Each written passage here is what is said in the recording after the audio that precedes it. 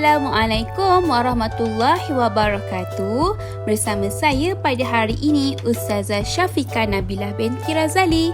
InsyaAllah pada hari ini kita akan pelajari tajuk baharu dalam mata pelajaran Pendidikan Islam tahun 4.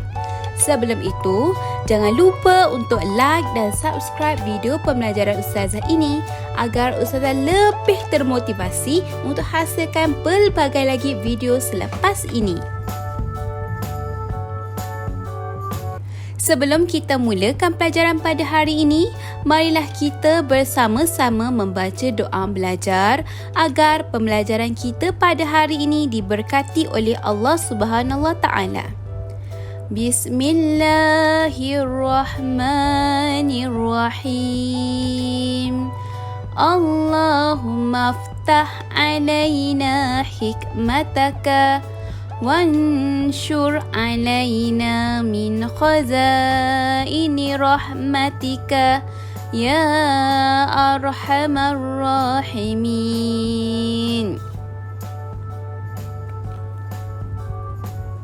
Alhamdulillah.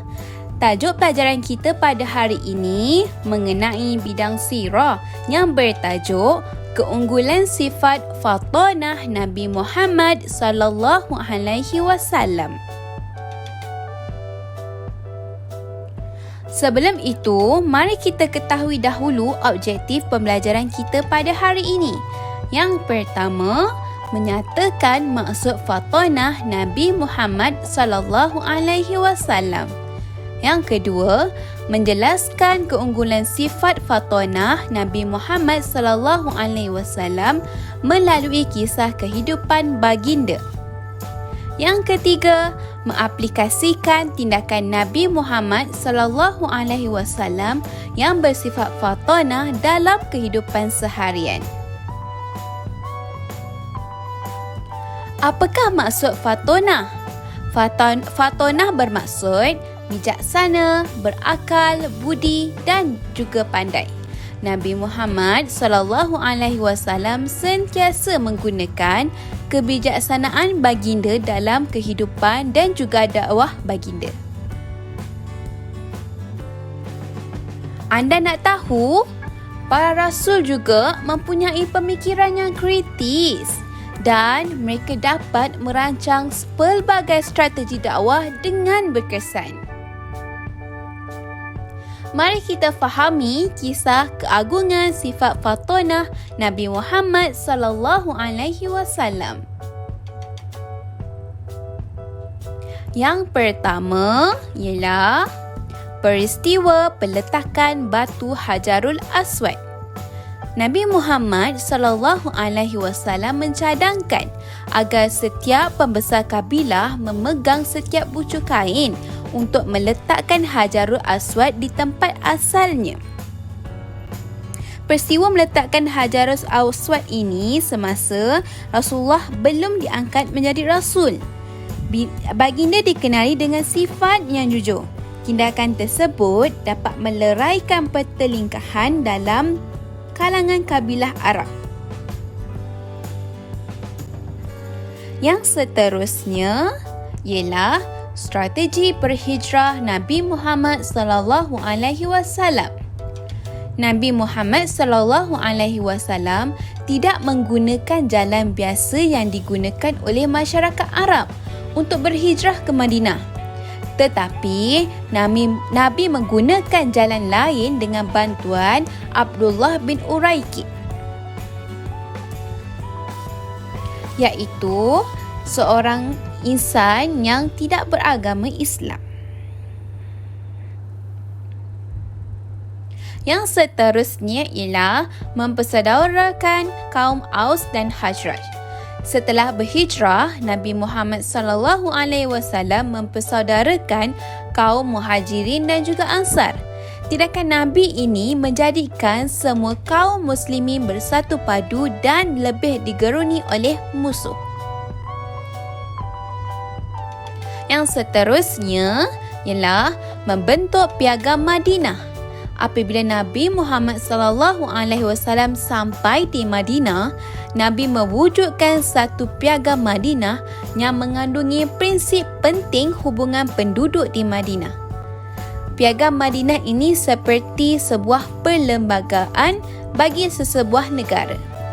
Yang seterusnya ialah usahawan yang unggul, iaitu Rasulullah merupakan usahawan yang berjaya. Baginda diamanahkan menguruskan perniagaan milik Sayyidatina Khadijah. Baginda memperolehi keuntungan yang lebih berbanding dengan usahawan yang lain.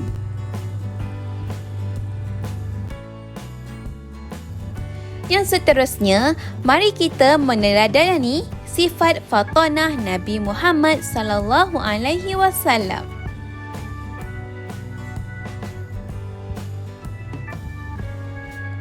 Yang pertama, berdasarkan peristiwa peletakan Hajarul Aswad tadi, teladannya ialah Nabi Muhammad sallallahu alaihi wasallam menggunakan kebijaksanaan untuk meleraikan persengketaan dan menamatkan permusuhan.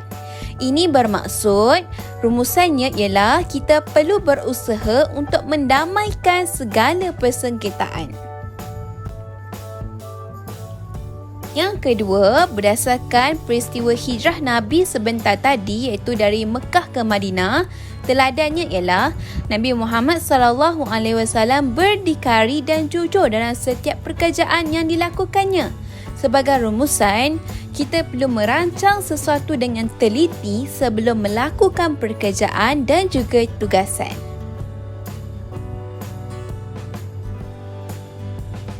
Melalui peristiwa persaudaraan kaum Aus dan Khazraj juga, kita dapat teladani bahawa Nabi Muhammad SAW mengukuhkan kesatuan kaum muslimin dan menjadikan mereka bersaudara. Ini sebagai rumusan, kita dapat lihat bahawa kita perlu utamakan perpaduan dan juga kesatuan. Melalui peristiwa Piagam Madinah juga, kita dapat teladani bahawa Nabi Muhammad SAW menetapkan peraturan agar hidup sentiasa harmoni dan teratur. Sebagai rumusan, kita perlu merangka peraturan dan berusaha untuk mematuhinya. Melalui kejujuran dan kehebatan Nabi dalam perniagaan juga, kita dapat lihat kebijaksanaan Nabi Muhammad SAW ini mengamalkan nilai-nilai murni dalam setiap urusan, merupakan rahsia kejayaan Nabi sebagai usahawan. Sebagai rumusan, kita perlu berusaha dengan gigih dan tekun untuk berjaya. Sebagai rumusan, teladanilah kecerdikan dan kebijaksanaan Nabi Muhammad SAW untuk tujuan kebaikan. Sebelum itu, Ustazah telah tinggalkan link kuis di bawah video pembelajaran ini. Anak-anak boleh menjawab soalan ini apabila selepas menonton video ini. Kod kuisnya ialah Fatonah. Oleh itu, anak-anak semoga berjaya. Sebelum itu, jangan lupa untuk sentiasa follow dan keep in touch dengan Ustazah melalui media sosial yang Ustazah paparkan. Jangan lupa untuk like, komen dan share ya. Sehingga kita berjumpa lagi. Sekian, wabillahi taufiq wal hidayah. Assalamualaikum warahmatullahi wabarakatuh.